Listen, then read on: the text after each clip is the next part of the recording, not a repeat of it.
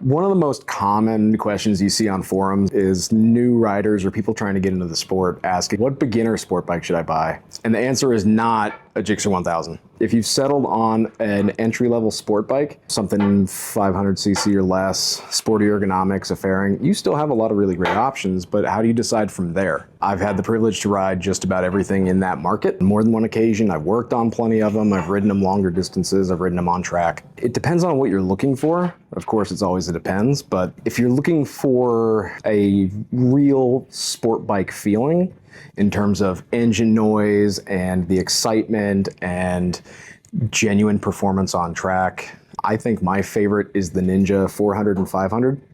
The engine is punchy, it's well proven in racing, it sounds fantastic. It changes when you're revving it. Chassis is very solid. It's been kind of on top of the world for a very, very long, 30 plus years of being around, it'll do that.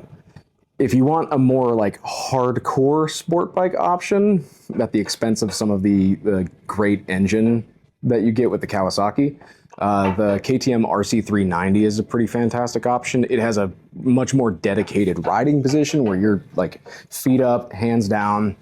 Around a track, it's fantastic.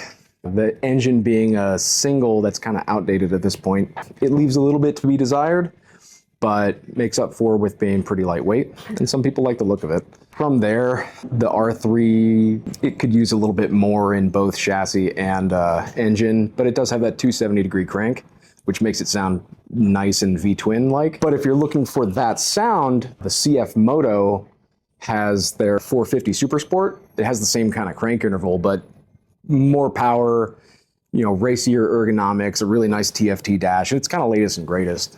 It being a Chinese bike, we'll see what long-term reliability and stuff looks like, but I've ridden those around and they're a lot of fun too. Something like a Honda CB500, if you're looking for more of a commuting kind of bike, that would be a good choice. It doesn't have the top end and the howl of the Ninja. It doesn't have the racy ergonomics or really like thoroughly built chassis of the RC390. But if you're commuting, if you're going, you're competing with traffic, you're wanting something that's more of a daily kind of thing and less of a weekend toy, it's a pretty solid thing. But I know if I were in the market, it would probably be Ninja 500. And if you can, throw an extra grand at it or so, Aprilia has the 457. That thing, I think, would be king if you're looking for like the best of everything at the expense of some price. That's a lot of options. You have some fantastic choices, and good for you for picking the right kind of thing.